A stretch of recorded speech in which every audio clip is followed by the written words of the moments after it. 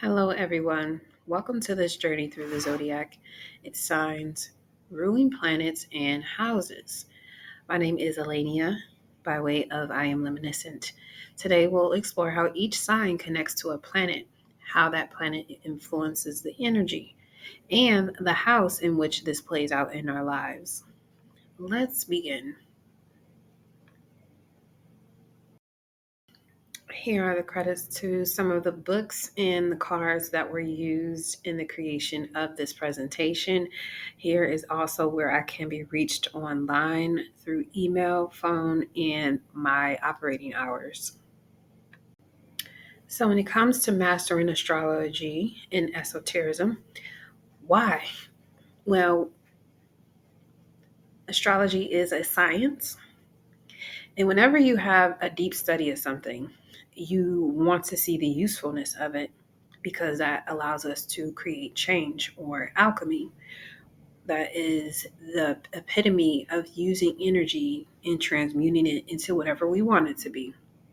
That's the purpose of us being here. So that's why astrology wisdom is very important. Some expectations during this presentation is you're going to be able to read and will be reading symbolism in the effort to quantum leap yourself. Now, supporting materials, we have your birth chart. That's recommended that you have or get a hold of during this presentation. A notebook, pen, pencil, or your notes so you can jot down some things that you may want to remember for later. And feel free to focus.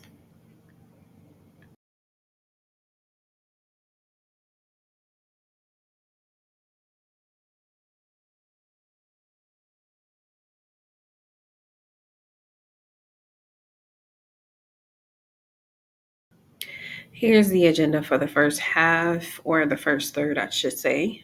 We're going to go through the zodiac, Aries to Virgo, and then Libra to Pisces, going over some basic info, associations, and the impact it has on our everyday life in normal ways that a lot of people don't even think about. After going through the signs, we'll go through the planets and the houses.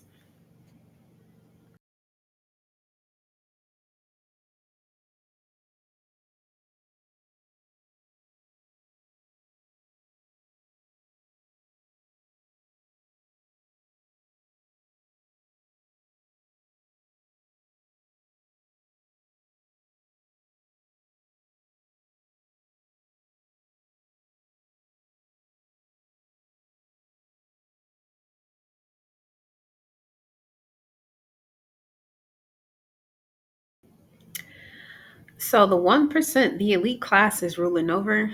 Other classes already have all this information. They've been passing down this information throughout their families for generations. What that information is most known as is occult or occultism, and that just means hidden knowledge. We are going to learn what the elite knows over time.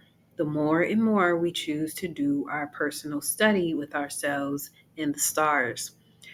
So, this will give you an opportunity, this presentation will give you the opportunity to read symbolism everywhere so you don't get left behind or stuck in an illusion misinterpreting what the truth actually is.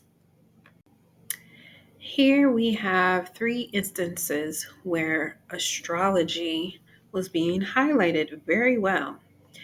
The first one is Travis Scott during the um, was it a festival he was performing at or a concert, and all those people had passed away in the crowd due to a shooting. That was his Saturn return. Yeah, he was definitely publicly dragged for a while for that. The Microsoft outage that took place was a retrograde season. And then the last one is the president elect at the time, part two, being shot in the ear. Uranus Taurus was transiting over his MC, or the highest part of his chart.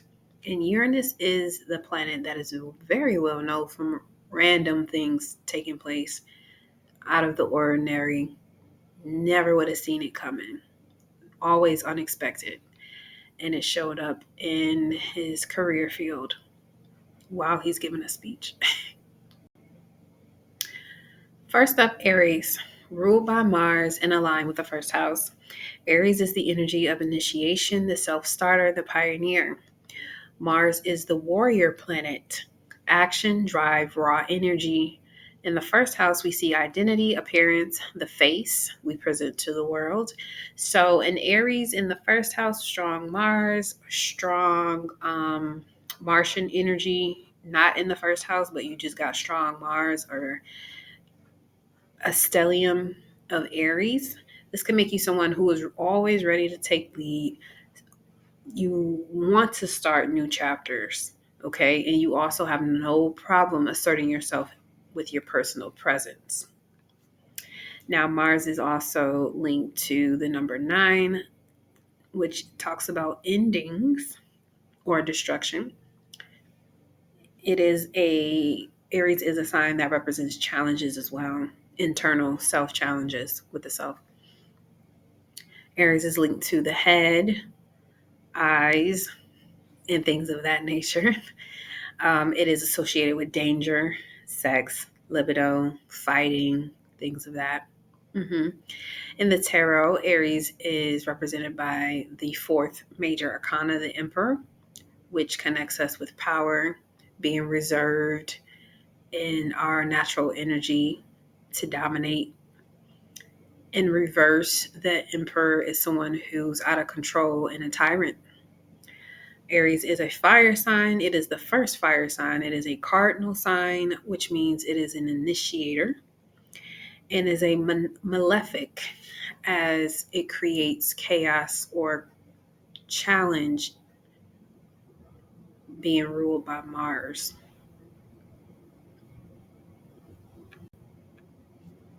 Next, Taurus, ruled by Venus, aligns with the second house.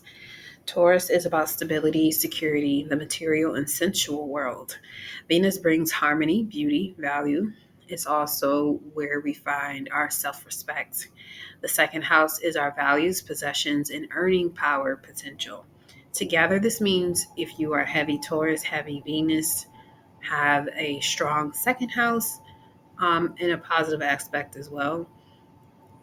This is about finding worth in the tangible, building secure assets, appreciating beauty and comfort and quality. It is a grounded energy, so it can be very slow but deeply rooted. Okay.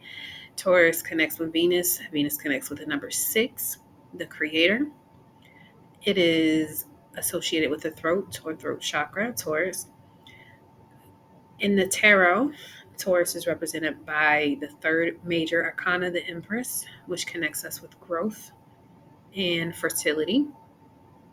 Taurus is an earth sign. It is a fixed sign, and it is a benefic as Venus, its ruler, is always benefic in some aspect. Gemini, ruled by Mercury, aligns with the third house. Gemini is the communicator, versatile, curious. Mercury is also the messenger planet, so it has the ability to govern thought, speech, connection. The third house governs siblings, neighbors, immediate environment, elementary schools, short journeys, and information exchange. So, heavy Gemini, strong Mercury influence, or a heavy influence in the third house would emphasize communication, learning, adapting, being part of your local or immediate neighborhood or network, and the ability to spread ideas. Okay. Gemini connected with Mercury, I associate with the number 8 as it has the ability to travel to all realms and bring back. It is a communicator. Gemini is associated with hands, lungs, as well as duality in whole.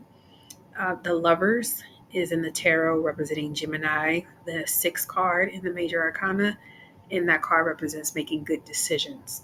It can also represent relationships. It is the third sign, so this is where we collapse after going through 1, 2, 3 to create a new bird. Another 1, 2, 3. So, Gemini is an air sign, it is a mutable sign, and it is ambivalent. Okay, Mercury has the ability to be a benefic and a malefic at the same time. It is hermaphrodite. So, Aries, Gemini, masculine, Taurus, feminine. Okay. Now, Cancer is ruled by the moon, aligns with the fourth house. Cancer represents home, emotions, ancestry. The moon governs instinct, intuition, feelings, the inner world. The fourth house is roots, family, our private sanctuary, and psychological foundation. Thus, a Cancer moon or someone with heavy lunar energy in their chart or a very prominent fourth house tend to focus on emotional security, nurturing family, creating a safe base for themselves and their families, honoring heritage, their ancestry, and having a very rich inner emotional life. They're able to constantly be tapped into that. So, with Cancer being ruled by the moon connects with the number two and intuition. Cancer rules over the breast and the stomach, areas of the body for a mother. Cancer is the spiritual mother where you're able to nurture. In the major arcana, number seven is the chariot associated with Cancer, which talks about victory and being that you are able to connect with your super consciousness, consciousness, and sub or unconsciousness, or super consciousness, ego, and id. Cancer is a water sign. It is the second cardinal sign, initiator, and it is ambivalent. So the moon has the ability to tell us the secrets, give us intuitive nudges, as well as scare the hell out of us with a nightmare dream. Leo, ruled by the sun, aligns with the fifth house. Leo is the performer, proud, creative. The sun is our core self, vitality, life force, consciousness. The fifth house is self expression, romance, children, creative risks, entertainment, creativity. Combining them, a strong solar or strong Leo energy, or someone who has a prominent fifth house, invites you to shine, create boldly, take playful risk, express your joy and your heart centered purpose through creative acts, romance, or teaching, especially when it comes to children. Okay, having a prominent fifth house could also mean you have key children or you have a very special relationship when it comes to children, being provider, protector, teacher. So Leo connects with the sun, its ruler. The sun connects with the number one, spirit, and has the ability to illuminate. That's the whole purpose of the light, is to illuminate with that information. Leo is ruling over the spine and the heart. In the tarot, the number eight, it is the strength card. It used to represent the lust card, but either way, with the eight as well, the infinity symbol being here shows the card. It talks about infinite power. When the strength card comes out in reverse, it usually means that's when we give up or we're tired or we don't have anything else to give. Leo is a fire sign. It is a fixed sign, the second fixed sign, and it is a benefic, as the sun itself is one of the great benefics. Okay, the Venus, the sun, Jupiter, big benefic energy. Okay, let's move on. Virgo, also ruled by Mercury like Gemini, aligns with the sixth house. Another number three. Virgo is analytical, service oriented, detail driven. Mercury again supports communication, the mind, and skills. The sixth house is health, daily work, routine, service, rituals, protection, animals.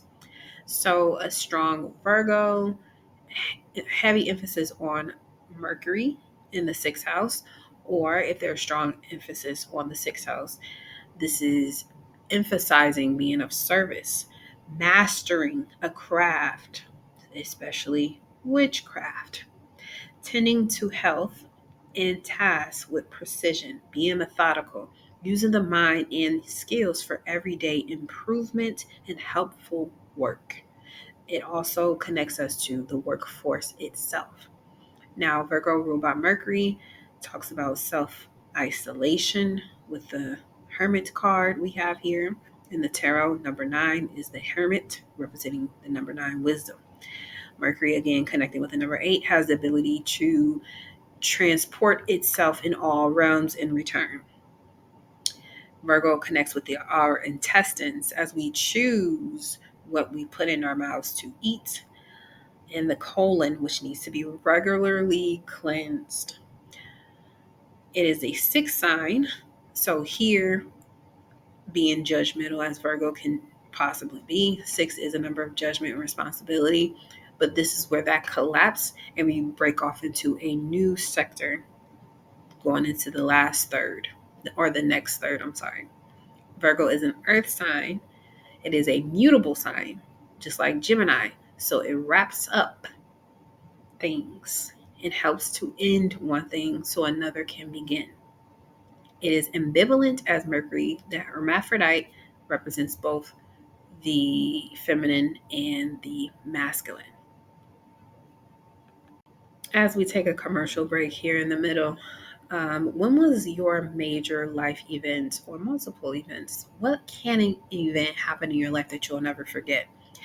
Those are usually the best days, if you remember the exact day or time, even to go back, draw up a chart, and compare it to your natal chart to see what influences in astrology was taking place during that time that helped you to release or play out whatever instruction the divine had for you. You can see what influences were heavy on that timeline or in that on that day in your natal chart.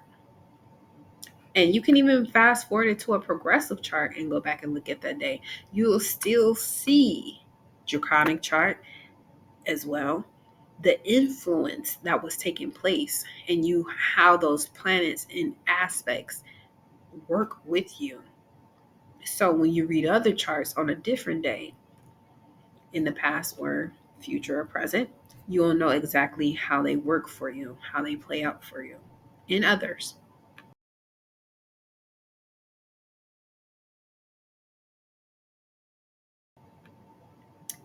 Libra, ruled by Venus, aligns with the seventh house. Libra is relationships, harmony, balance, peace. Venus brings love, beauty, partnership, and again, respect. The seventh house covers one to one relationships, partnerships, marriage, legal contracts, and that could be platonic, familial, business, romantic, any relationship. So, having heavy Libra, a strong Libran Venus, or emphasis on your seventh house puts the spotlight on co creation, fair partnerships, aesthetics within that union. How does it look on the outside in? Diplomacy, striving for balance, and grace in those close relationships. Now, Libra is ruled by Venus like Taurus, which connects to the number 6, the creator. Libra is also linked to the kidneys, the filtration system in the body, creating balance. Mhm. In the major arcana of the tarot, Libra is represented by the Justice card, number 11, and it was switched with Leah when it was the Lust card. And the Justice card represents righteousness. And as you can see here in this picture with Ma'at, the heart is being weighed against the feather. Okay. Thoughts, relationships, what is the intention? Libra is an air sign. It is a cardinal sign, so it initiates relations. This is about initiation into a relationship. And it is a benefic as it is ruled by Venus. Scorpio, often ruled by Pluto, but also traditionally ruled by Mars, aligns with the eighth house. Scorpio is transformation, death, intensity, secrets. Pluto is power, rebirth, the hidden, treasures. The eighth house concerns shared resources, transformation, death, rebirth, metaphorically speaking, and intimacy, pregnancy, things that require permanent change that can never be undone. That's Pluto. Scorpio, the psychological parts of that Scorpio. So if you have strong Scorpio, Pluto, or Mars, or heavy emphasis on the eighth house, this is about deep evolution, shared resources, or inheritance, be it through the government or through court adjustment, ending of a relationship, letting go of what no longer serves you, rising from the ashes of things that have ended, intimacy with the unseen and powerful currents. Okay, so with Mars being the traditional ruler, connecting back with that five energy, which is strength on the Kabbalah tree, Mars and Pluto are destroyers. Scorpio is linked with our sexual organs and the exocrine system, which is about elimination as well as rebirth. And in the tarot, the major arcana number 13 is related to Scorpio, the death and rebirth card. This talks about trust and loss. Scorpio is a water sign, a fixed sign, and a malefic, as again, it is the destroyer. Sagittarius, ruled by Jupiter, aligns with the ninth house. Sag is expansion, freedom, philosophy, religion. Jupiter is growth, optimism, abundance, gifts from the Most High, spiritual gifts. The ninth house addresses belief systems, higher education like college, travel, abroad, the horizon, legalizations, court. Together, a strong Sag placement, strong Jupiter, strong ninth house invites you to explore beyond the limits, grow through learning and travel to different places, because the purpose is to see something outside of yourself and reconnect it back to who you are. Hold a big vision for yourself if you have heavy Sag Jupiter influence in your chart, because the whole purpose of holding a big vision is so you can bring that into the world, and that creates wisdom for the world to share with you in. Now, Sag, ruled by Jupiter, connects with the number 3, self-expression. All right. Jupiter, Sagittarius, has to do with the reason behind things in the way that they are, spiritually speaking.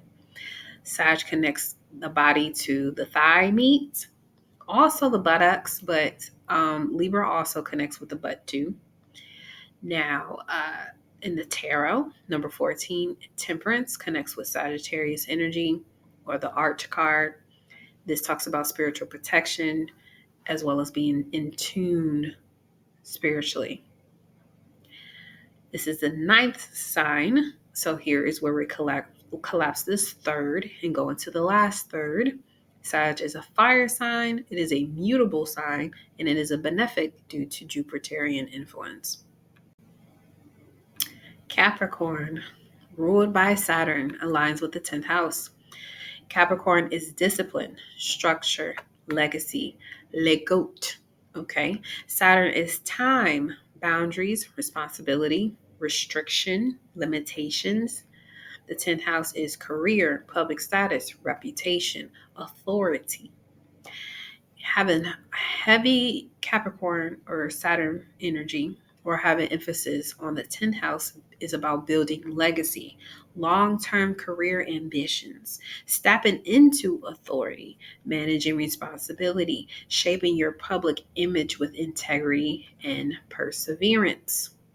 Capricorn, ruled by Saturn, connects with 7 as it is a divider between the physical and spiritual, and 8 as it has the ability to serve justice in the physical realm, which a lot of people call karma, because it's something you constructed. All right, it's not an unseen thing. You did it, so you got to pay for it, whether you were aware or not.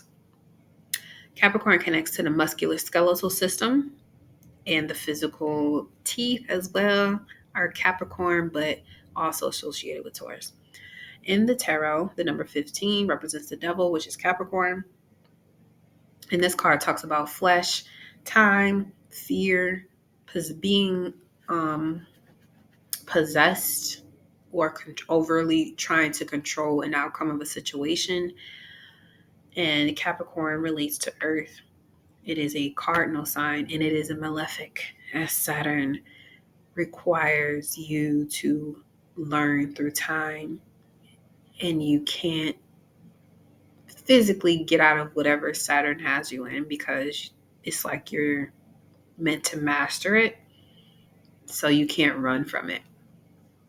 And that can be pretty depressing, which is why a lot of heavy Saturn placements or Saturn moons tend to be on the melancholy side.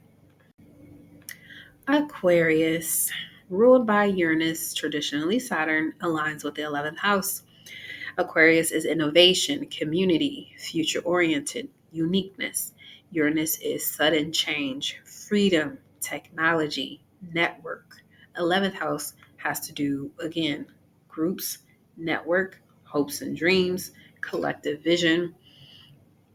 So if you have strong Aquarius placements, heavy Uranus influence, or a big emphasis on the 11th house, this is pointing you to leading change through community, visionary networks, human-centered innovation, making your hopes real within social groups and collective ideals.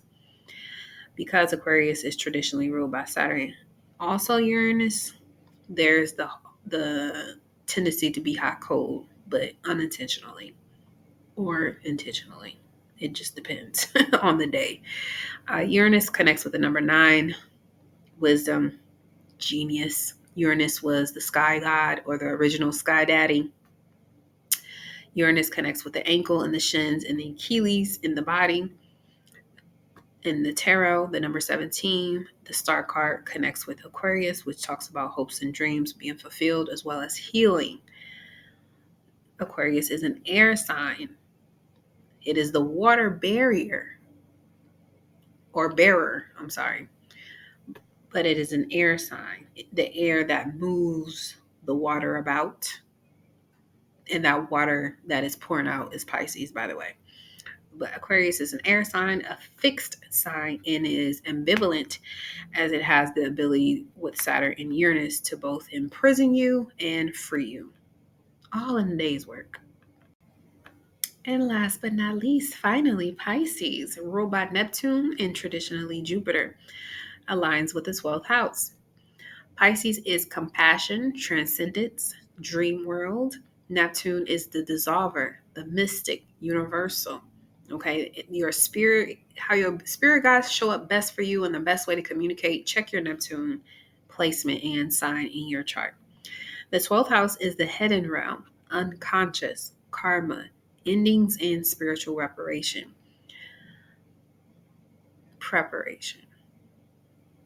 It's going to be reparations for whoever thinking that they're an enemy and they can't get caught. That's why it's the hidden realm and unconscious. A lot of criminal activity goes on in the 12th house. So if you have strong Pisces, Neptune influence, or a heavy 12th house, this could be inviting you to surrender, do service beyond the self, do your spiritual death work, bring unseen healing to the surface, connect with the collective unconscious, and be prepared for renewal all the time. It literally never ends, and I'm speaking as a 12th house sun. Pisces, traditionally ruled by Jupiter, modernly ruled by Neptune, connects with the number 12, completions, okay? And also the astral plane. Pisces rules over the feet as well as dreams, pretty much your soul. In the tarot, the major arcana number 2 connects with Pisces as the high priestess, which talks about being invisible while still visible, living in more than one realm of reality. It is the 12th sign. So here at the end is where we collapse again in this dimension. Pisces is a water sign. It is a mutable sign, and it is a malefic. I want to say it's ambivalent because of Jupiter being a benefic. But malefic on this end is pure illusion. People can have fantasies about things and it be positive, and people can have fantasies about things that are just going to cause irreparable damage to society. So it's a very slippery slope when it comes to Pisces energy, but they want to like sell Neptune as something that's just pure delusional, but it's also spiritual protection. So don't fox around with heavy Piscean energy. Getting into the planets at this time, the planets are associated as being lords of the houses. Now, naturally, on a chart going from Aries to Pisces, that is the normal lay of the land when it comes to which lord rules which house. But when you look at your natal chart or any chart that you're reviewing at the time, the houses cusp a sign, and that sign is ruled by a planet. So the planetary ruler of that house is the lord of that house. Now you can cross examine that as a layer on top of the traditional ruler of that house, and you got yourself a nice little deal there. And then you can add on the layers of the sign in that house, the planets in that house, the aspects to that house from other places. All layers on how you can delineate a chart. Very interesting, very deep. The sun. All right. Again, we associate with the number one. The sun, enlightenment, ego. All right. Wherever you have the sun located in your chart, that's where you want to focus on building that energy first, because that is your self awareness. The sun is exalted in Aries and in fall in Libra, at home in Leo, at work in Aquarius. The reason why the sun is exalted in Aries is because the sun is about self awareness, and Aries is all about the self. So it's very easy to overdo it as a sun in Aries because you have the ability to be an extremely arrogant and ugly to people, even when you are, just trying to be yourself. You can naturally overdo it without trying to. So don't be too, pissed off about it. All right, the sun is in fall in Libra because it has to split that self awareness between itself and the other. And the sun is only one. It's only one sun. It doesn't have the ability to share its light. So that's why it falls in Libra. The sun does its best work in the ninth house, which has to do with faith, because that's self awareness. You're being aware that you are connected to something higher and greater for yourself for a special reason that only you came here to do. So the sun loves being in the ninth house, even though naturally it is the fifth house ruler. And again, in the tarot, the sun card is about elation, and it is a benefic. No matter how terrible the reading is, if the sun card comes out, it's going to be a good day eventually. The moon, intuition, as well as confusion. Wherever you have the moon located in your chart shows nurture. Where do you like to be nurtured? How do you like to be nurtured? What nurturing abilities do you have to share with others? The moon is exalted in Taurus, falls in Scorpio, at home in Cancer, and is at work in Capricorn. Now, the moon is exalted in Taurus because, of course, Taurus rules over your immediate needs being met in the physical realm. So being able to manifest that through nurturing is quite cool, if you ask me. It's just easy to overdo that because you can have issues with your weight. You can have issues with one of the 7 deadly sins, and not being able to stop yourself and change gears because Taurus is a fixed sign can also be a problem. The moon is in fall in Scorpio because Scorpio, being a more secretive and possessive sign, when it comes to intuition, it can create confusion where you may be picking up on energy intuitively, but you may be a little bit too paranoid about what's really going on and create confusion for yourself. So it's always best with that Scorpio moon to be very slow to anger or slow to judge. The moon does its best work in the third house of communications because, honey, when the intuition is banging, you have the ability to communicate in so many different ways and just beautifully, gracefully, whether it's to, the spirit realm or in the physical realm. You do very well. And the moon naturally rules over the fourth house. In tarot, the moon card is connected with the moon as being a card that represents, of course, intuition and illusion, but also inner reflection. What's real and what's not real. What needs to be shown or what needs light manifested on it. And the moon goes through phases of light as well.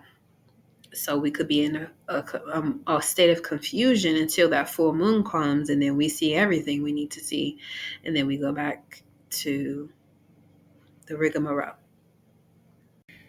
Mercury, our messenger planet, very well known for being a trickster.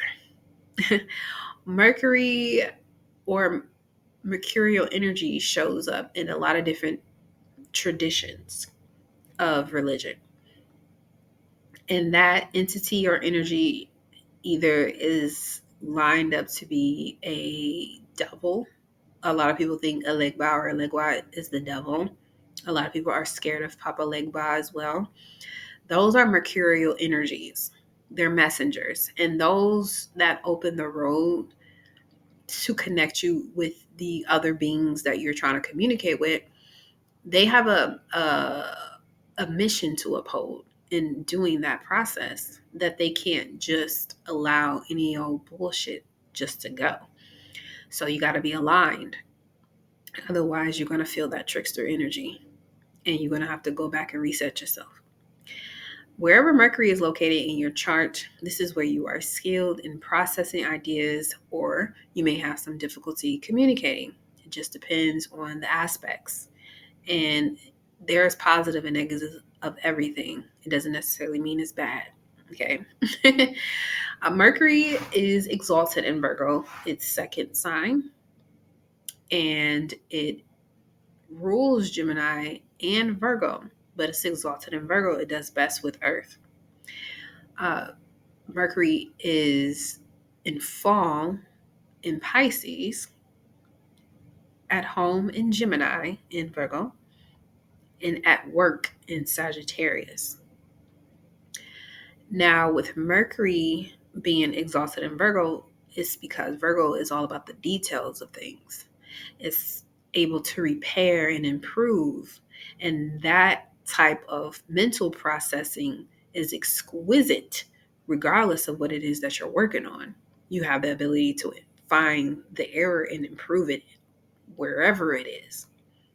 And it does best in the first house as well, because that's the physical body, personality, and appearance.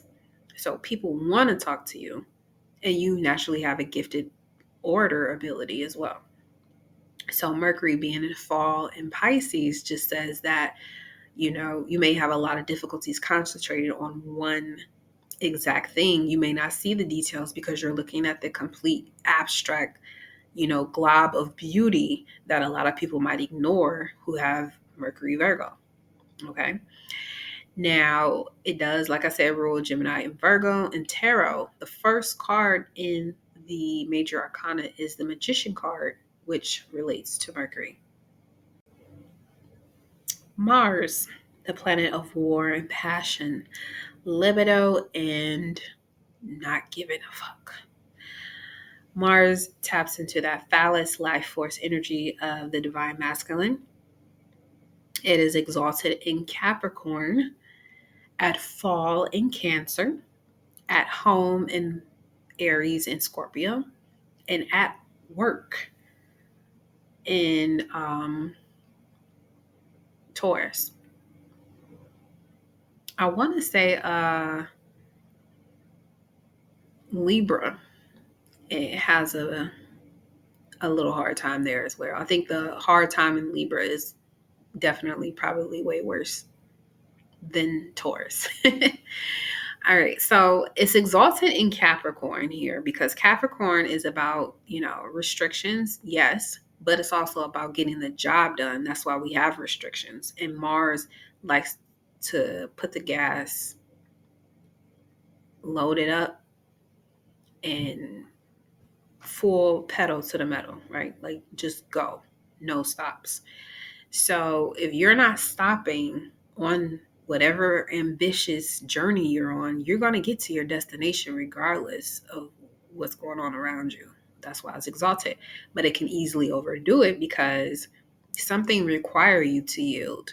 Some things require you to take time and nurture. And Capricorn is not nurturing. Cancer is, which is why Mars fall in Cancer, because the passion is all about nurturing, but sometimes the nurture itself doesn't automatically translate into being ambitious, constructing something that'll last a lifetime, if not more than one lifetime.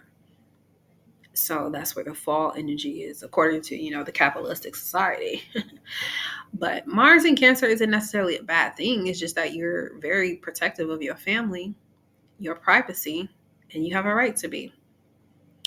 Mars does its best work in the sixth house of health. Mars is the definition of life force energy. So you want to have a good Mars placement in your sixth house because that's kind of like a protector when it comes to your health, is that you have the ability or you'll have the necessary energy to work out whatever it is that you need to do in order to come back to homeostasis. And that's mental health, that's physical health, spiritual health, all those things. Okay. Wherever Mars is located in your chart is where you are due to express yourself the most. Pure expression, raw, emotional expression as well. In the tarot, the Tower card, number 16, relates to Mars.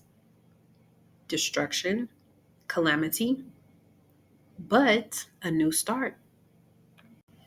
Venus, growth, love, fertility, creativity. Wherever Venus is located in your chart is where you have creative power. And this creative power could be you linking up with another person in a certain relationship, because Venus also rules relationships. Money, relationships, assets in your possession, charisma, luxury, grace, beauty. Venus is exalted in Pisces, falls in Virgo, at home in Libra and Taurus, at work in Scorpio, most definitely, and Aries, because of course those are the Martian signs, the divine masculine signs, right? So Venus is exalted in Pisces, Pisces being the sign that's compassion, kindness, blurred lines. So that's like blind love, just unconditional love constantly being poured out. And to easily overdo that just basically means like you don't have no boundaries when it comes to your relationships. And that's why Venus falls in Virgo, because it's going to be very critical when you overstep your bounds in the relationship. They're going to put you on and let you know, hey, this ain't working. You need to improve. And sometimes that can ruin a lot of relationships. Shout out to the Venus and Virgos. We try. But that's just the way it is. Venus naturally is the Lord over the second and the seventh houses, but it does its best work in the fifth house of love, creativity, children, gambling, entertainment. In the tarot, Venus is represented by the Empress card.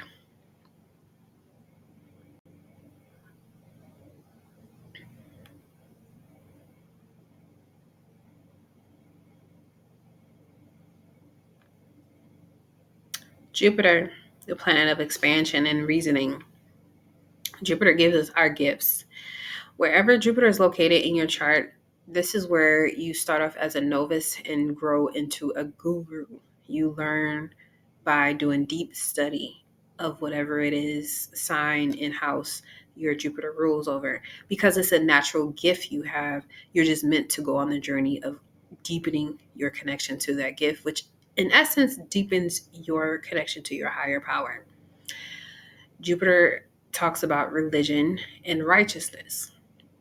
It's exalted in Cancer, falls in Capricorn, at home in Pisces and Sagittarius, at work in Gemini and Virgo. Now, it's exalted in Cancer, Cancer being the sign of intuition, family, roots, ancestry. And those are things that's supposed to lead us back to our natural idea of what God is. And the easiest way to overdo that is to project the generational curses and use those as an excuse to cut yourself off from your higher power or higher authority and expand in that. Carrying on generational debt is the greatest way to overwork your Jupiter Cancer. Now it falls in Capricorn because opposite of that exaltation in Cancer is work, ambition, public life, career. And Jupiter can fall here because if your only expansion or reason for doing things is for, achievement and not necessarily to nurture, it can be kind of difficult, more difficult, if not almost impossible, to feel comfortable because you're always going to be in this mindset of go work like a workhorse, and your nurturing is going to be out of whack or imbalanced if you don't have that naturally in your chart. And a good thing about Jupiter Capricorn is that you can work a super heavy workload compared to others. Now, Jupiter does its best work in the 11th house, which has to do with networks and connections, wishes and dreams. Okay, so it has the ability to expand and give reason to why your hopes and dreams are able to be fulfilled. Okay, Jupiter is a benefic. So in tarot, it shows up as the Wheel of Fortune, divine timing, things of that nature. Saturn, the planet of construction, discipline, the timekeeper. Wherever Saturn is located in your chart shows you may have some very hard limitations and restrictions until you get past a point of wisdom that only time and mistakes are going to awaken you to. Saturn is exalted in Libra, falls in Aries, at home in Capricorn or Aquarius, and at work in Cancer and Leo. Saturn, naturally being a very dark planet, of course, is going to be at work in the two luminaries. But it's exalted in Libra, as Libra is a sign representing peace, and Saturn is about discipline. So this is about laying down the law. Now, it can overwork itself very easily by trying to control everything and calling it discipline and peace and proper construction. And that's how we get into the fall position of Saturn in Aries. Aries is a self planet, self energy, the one. So Saturn is at fall here because this is about you learning how to discipline you, not another person. So if you're the only person who could discipline yourself and you're choosing to forego that lesson, you're going to learn very quickly that you can't. And it's going to be a bitch until you do. And I do feel like Saturn Aries is probably the hardest placement because you got to learn how to put yourself in order. Whereas the other placements there's some type of outsideness to it. Even with Saturn and Taurus, because the things you love will not seem to love you back or respect you back, so it forces you. Where Aries is just like, it's in your own mind, your own head. You're just going 100 miles an hour and only your actions you've done in the past are going to stop you. So Saturn does its best work in the 12th house, which is the house of spiritual awakening. It is the house of the unconscious. And if you're unconsciously disciplined, if you're having integrity, then criminals won't bother you. You won't run into criminal activity. Or if you do, it will be easily reprimanded. It won't be a pain in the ass. Now, Saturn is naturally connected with the 10th house. It is the lord of the 10th house. And in tarot, it connects with the world card, the card representing new chapters, closing out one, opening another. And it has all the fixed signs associated with it as well, which is all about stabilizing the energy, stabilizing love. The world needs love. Uranus, the original sky daddy, father. Uranus taps into individuality, being the one in a million. Wherever you have Uranus located in your chart, these areas it's aspecting or where the house is placed, it's going to tell you a lot about your unique gifts from divinity. And depending on the sign and aspects, you're always going to be challenged to do something inventive as fuck. And no one is going to be able to give you instructions on how to do that either. You're going to have to figure it out with your own special talents and gifts that no one else has. At least not the, few thousand, hundreds of thousands of people that you may surround yourself with on any given day. Not nobody in your immediate environment. No, they don't have the answers. You only have the answers to what you're supposed to be innovating in your lifetime. So Uranus is exalted in Scorpio because that's the hidden realm, the occult knowledge. So, and everything comes from the sky. In ancient times, they looked to the sky for answers. That's Uranus Scorpio.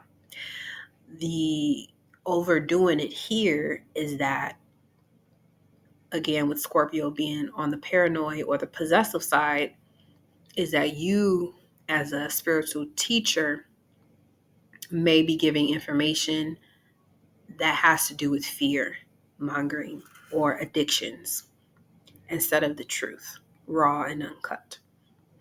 So Uranus falls in Taurus because it forces things to be more grounded. Uranus connects to the sky. It doesn't want to be grounded. It wants to be in the sky. So the relationship between Uranus and Gaia was that Uranus was hurting Gaia because it was forcing her creatures down on Earth, which sounds a lot like gravity. Gaia's creatures couldn't escape her children couldn't escape this realm because Uranus was keeping them here. Uranus does its best work in the 10th house, give or take second house as well. I would say 10th house because this is you creating a whole career or a whole path for yourself. This could be someone who is into spiritual work or they're just an inventor across the board. Second house, unexpected windfalls of money, unexpected acquisitions, unexpected possessions can come your way very easily.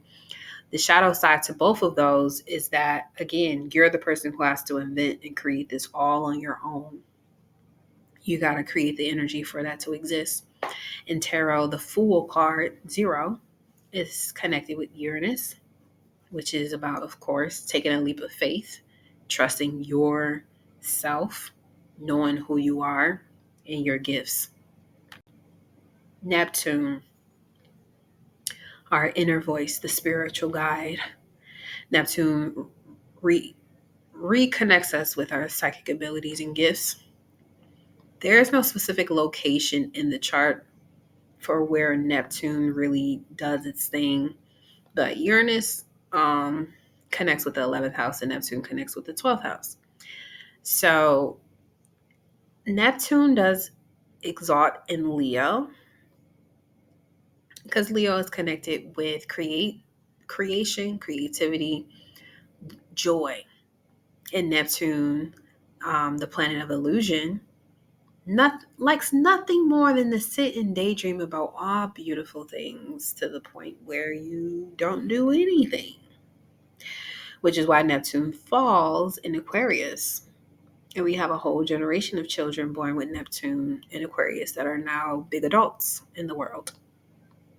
And with Neptune in Aquarius fall, it just means that, your inner voice or your spiritual guides are going to come through and channel to you in a way that is unique to you compared to the generations that came before you. So no one can really tell you how your spirit guides, ancestors, or God, however you call it or want to view it, speaks to you. You have to develop and invent that relationship all on your own because all the previous generations are totally confused about what to agree on. And you can't look to them for that. You have to look to yourself. Aquarius. Neptune is at home in Pisces and is at work in Virgo. In tarot, the hangman connects with Neptune. This is a card representing waiting, but the wait really is about you tuning into what the Most High has to say to you and taking a break, meditating, going deep within yourself, allowing sacrifices to be made on your behalf by your spiritual team in the unseen realm, and allowing yourself to just be in the physical realm, one with your spirit and soul. No ego allowed.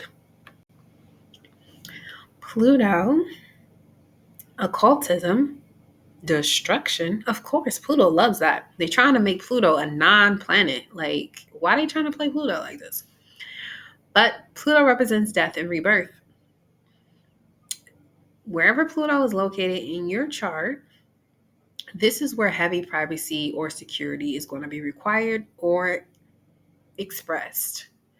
Okay, Pluto is exalted in Aries because it's like you're killing everything that is not you. It's exalted with Leo because Leo, being the expresser of joy, it has the ability to remove all things that are not that. Hence why the baby boomers who are born Pluto and Leo have this ability to make the entire government like pay them for doing nothing, don't want to retire and hand over the torch to anybody else, don't want to change any political views that could actually help the rest of the people who are not born in that generation. So therefore we have the placement where an exaltation can overdo it. Now Pluto is Aquarius right now, which is completely opposite of the baby boomer generation. And this is a fall position. Pluto in Aquarius falls here because the destruction is on groups of people, not just one person. And this could also mean war. The last time Pluto was in Aquarius, we had civil war. I mean, before that, we had the war going into trying to create the United States of America. It's a lot of people being hurt and killed. All right. So that's the fall position. The positive to that is that a lot of the people who were abusing power against other humans, those who had, a lot of crimes against humanity, those people are being judged, tried, and sentenced as we speak, physically and spiritually.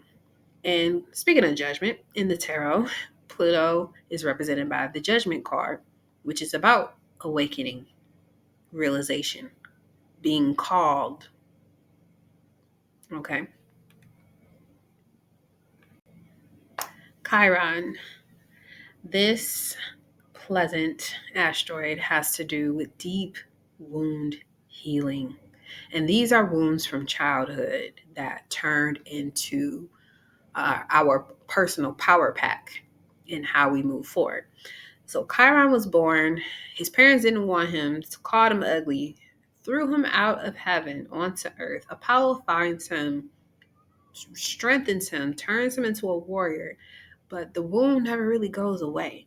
He just learned how to deal with it in order to help others. So wherever you have Chiron located, the sign is located.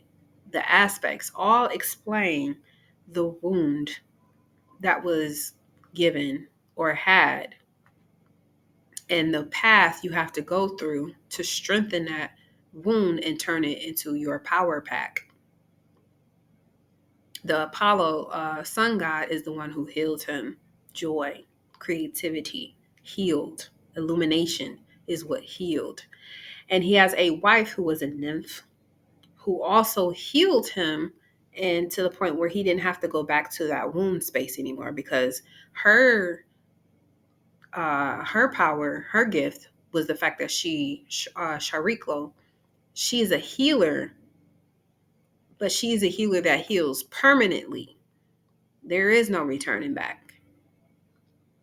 And that's how Chiron was able to peacefully heal and move on. So some other asteroids we have here: Vulcan relates to determination, connects with Virgo. Juno ties to marriage and commitment. Pallas Athena, justice for the divine feminine, connects with Libra.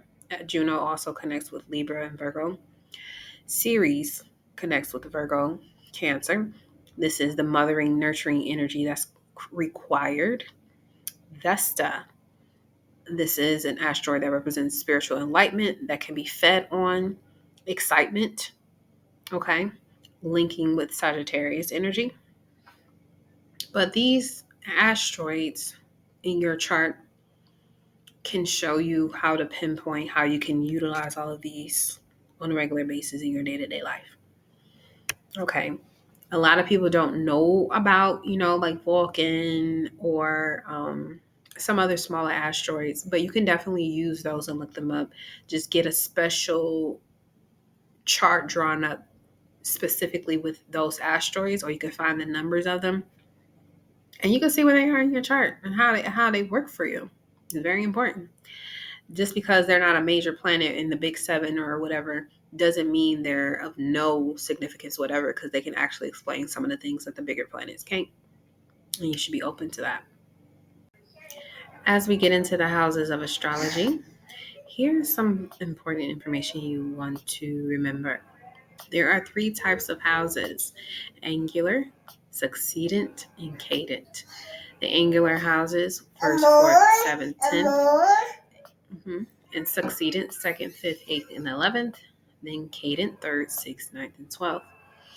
As you can see, these numbers are similar to the cardinal, fixed, and mutable signs. The cardinal signs is the 1st sign, the 4th sign, the 7th, and the 10th. Same with fixed, with succedent, and mutable with cadent. The rising or ascendant relates to the 1st house. This is an angular house, and it is the most powerful, like all angular houses, because they all align with the cardinal signs of the zodiac, like I was saying before. And the 1st house being Aries, the self. The 1st house represents self-identity and how you project yourself to the world.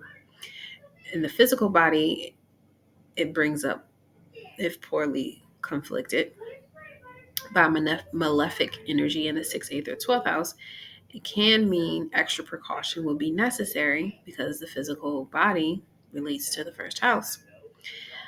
The 1st house also represents your appearance, face, your mannerisms, habits, self-interest, selfhood, personality, the public domain consciousness, your character, the skull, head, worldly outlook, walk, moralities, the length of one's life, incarnation, and temperament. Mercury likes to be here because it is the ability to express oneself through communication, especially when it's your body that's doing the communicating. The 2nd house is a succeedent house, the 1st succeedent house, and these houses are about stability and building upon what was already initiated in the angular house. So, 2nd house relating to Taurus, which means you're building your stability upon who you are identifying yourself as, or your personality. So, succeeding houses also deal with security and resources. The second house relates to finances, possessions, and values. Second house also connects with ears, commercial affairs, trades, personal debt, bonds as possessions or investment, banking balance, budgets, cash, first child's reputation or profession, financial standing, freedom, friends of the family, giving and receiving, as this is a Venus ruled house, government financing, liberty, incomes, inheritances of marriage partner, places where the money is kept, hidden, borrow and lending, neck gland swelling, possessions, pleasure, and entertainment. The third house, the first Caden house. The Caden houses are about adaptability and learning. They serve as a bridge between the changes initiated in the angular and the solidification of the succeeding houses. The third house represents communication, learning, local environment, adaptability, adopted siblings, arm of the body, collarbone, children of friends, fingernails, pupils, automobiles, cabs, boating, cars, bicycling, airmail, travel agents, deliveries, critics, communications, concentration, educational faculties, everyday environment, ghostwriters, gossipers, documentary motion pictures, uh, publicating or publications, radio, TV, broadcasting, animation, lecture learning, letter writing, or even writing books. All of that has to do with the third house. The fourth house is the next angular house. The IC is the base of a chart, the foundation and roots. The fourth house has to do with home, family, roots, and your sense of security, emotional security, nurturing. People against humanity, one's birthplace, breast, one's death with the eighth house, and the manner of one's death. Conclusion of an undertaking, cities, crops, end of life. Domestic life, one's burial, public buildings, one's father, one's family, estate agents, graves, related persons sharing a home, parents with the 10th house, friends of one's servant or service provider, real estate, property, rentals, ranches, living conditions, leases, land disputes, housing, hidden things, gardens, digestive organs, buried treasures, afflictions of the stomach or the breast, um, or in the weather. The fifth house is the next succeeding house, the next fixed house, which has to do with stability and building on the angular. The last angular house was family and roots. So here on top of the family and roots, what are we creating? The fifth house is creativity. So this is also including romance, pleasure, and children.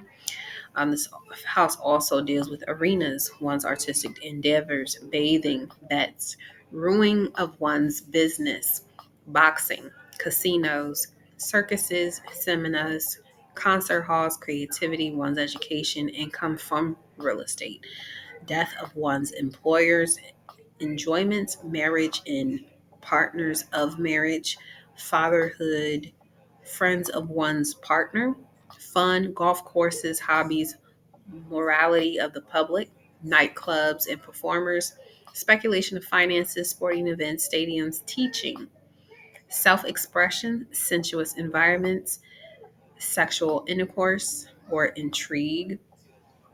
All of those have to do with the fifth house. The next Caden house, which are about adaptability and learning, the sixth house, has to do with daily routines, health, and work. Working class, detailed or practical work, disagreeable work, men, laborers, life saving services, doorsmen, domestic services, humane societies, storekeepers, valets, voluntary labor, the abdomen, intestines, maintenance and support of the body. Saturn and Mars are strengthened here in this house through their skills of immunity. Jupiter is not good here as it brings more serious diseases. Connections to the first house makes for a healthcare worker. Restaurant proprietors, workers, nurses, navalmen, pets, animals, poultry, policemen, public health, textiles, illnesses, the bowels, any diseases, really, all have to do with the sixth house, as well as healing routines. So, as we get into the last seven, we went through the first six, and that has to do with the self. And that's a demonstration of how much power we have on a personal level should we give our all to ourselves first. So, before we go into the last seven houses, this is where the sun goes into the fall, which is the seventh house or Libra. And remember, the sun is exalted in the first sign, which is Aries, because Aries focuses on the self, just like the sun is about being aware of oneself. And that can easily be overdone, leading to arrogance, which allows that person to fall. But here, where the sun goes into fall in the sign of Libra, is where we have to share the spotlight with something other than ourselves by sharing the stage. The seventh house, the next angular house, is an initiation, of course, but this is initiation into relationships. The seventh house rules over one on one partnerships, mirroring partnerships, and how you connect with others, alliances, agreements, arbitration, the second child, contests, controversies, sunset, money of tenants, unions, veins, one's wife, enemies, public, private, secret, death of one's enemies or of the state, divorce, divorce rates, kidneys, loins, lawsuits, sweethearts, dealing with the public, death, losses, fugitives, boyfriend or girlfriend, friends in foreign lands or foreign affairs and trade, gain or results from labor, long or short journey, international disputes, one's husband, one's matrimonial mate, public gatherings, religion of one's spouse, and yeah, all these having to do with being connected to another.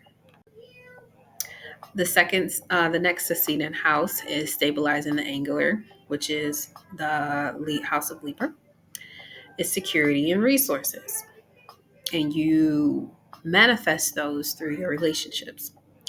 So, eighth house has to do with shared resources, transformations, deeper aspects of life, like birth, death, rebirth, the genitals, suicide, taxation, venereal diseases, wills, tyranny, triumph over the state, treasure, and national. All struggles to overcome the threat of death. Area of surgery, drastic measures, chronic ailments, diagnosis, and psyche analysis. Detox, colonics, gifts in healing, surgery, psychology, research, and diagnosis. Dead or death with the eighth house. This is matters connected to death or the dead, ceremonials in connection to death, life after death, possessions and property of the dead, effects upon one's affairs resulting from a death, the death rate, one's death, graveyard, Moore's mortality, money of the deceased. This house also touches on alimony, child support, taxation, partners' monies or finances, passion, possessions of the deceased, regeneration, also reincarnation, legacies that are lost. It also has to do with disease, your partner's the glue here. Whatever that other from the seventh house is the glue here. So whatever partnership you create, it's like everything they have, you now have. That's the eighth house. The Caden house, the ninth house, is again about learning and adjusting from what we've isolated and grounded and succeeded. That came from the initiation of the angular. This house has to do with higher education, long distance travel, philosophy, faith, sciences, attorneys, textbooks of religion and philosophy, the third child, churches, clergymen, colleges, and college students, distant communication, worldwide contacts, expansion of conscious, interstate and international commerce, counselors, courts of law, devotion, sciatica, teaching, commerce, counselors, courts of law. Oh, I already said that. Supreme Court, Ministry of Foreign Affairs, income from legacies, legal affairs, literature, higher or endurance. Metaphysicians, higher abstract minds, philanthropy, places far from where you were born. Preachers, sorrow through loss of one's profession. Prophecy, prophets, publications, publishing writings of intrinsic value. Rabbis, reading literature. SOS, virtues, long voyages or sea voyages. In laws, enemies, all having to do with the ninth house. Faith. The MC is the highest point in the chart. The 10th house is where we are perceiving the public career, know how we get noticed in the world, our public platform, our social media profile. Mother-in-law of a woman, mother of a woman, president, prime minister, achievement, authority, one's public conduct, national credit, national celebrities, bosses, one's career or business life, the chief executives or the C-suite, employers, esteem, executive ability, fame, moral qualities, praises received, long journey because of money, because that's coming from the ninth house, the long journey. Joints of the body, bones in general, knees, kneecaps, parents with greater influence. Political party and power, famous, notorious, important people. One's power in society, popularity, monarchs, queens, national trade, vocations, money from religion, royalty. One's public appearance, professionals of all kinds. One's profession is a high office ranking. The grandchildren, money, and yeah, the mother-in-law, and then it's reversed for the man. Succeed in house, stabilizing what was initiated in the MC. So the resources here are to support the 10th house. The 11th house is associated with Uranus and Aquarius, which are taking us back to the sky, the astral, the stars, entities, aliens, deities. Also, income from the business you do in the world, the NC, the 10th house. Ideals of human and social groups. This also governs groups of people, clubs, civic organizations, conventions, associates, acquaintances, brotherhoods, counselors, secret societies, fellowship, governors, House of Representatives of Commons, legislative houses, branches as a unit, memberships, friends of the nation, children of niece and nephews, organizations in general, parliament, benefit society, cooperative society, senate, a senator, sororities, sons-in-law, step-brothers and sisters, end-of-life property or profession of stepchildren, appearances, terms of a will. I did see one enemies of children. 11th house, hopes, dreams, wishes.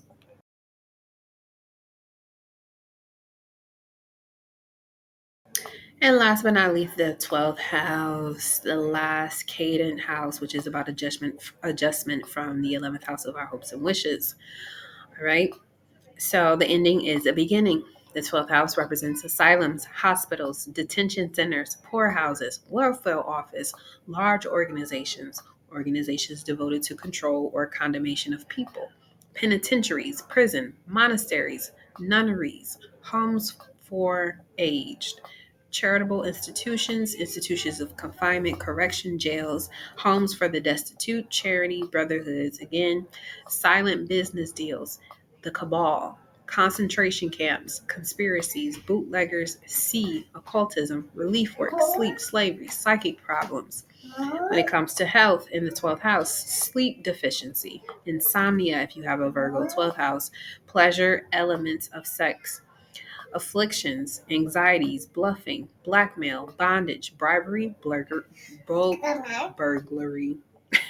clinics, crime, criminals, cheating, disease, distress, deceit, disappointment, secret enemies, drugs, hallucinogens, falsehood, escapism, poverty, pain, opium, criminals, criminal cases, criminal activity, hidden enemies, secret enemies, all belong in the 12th house.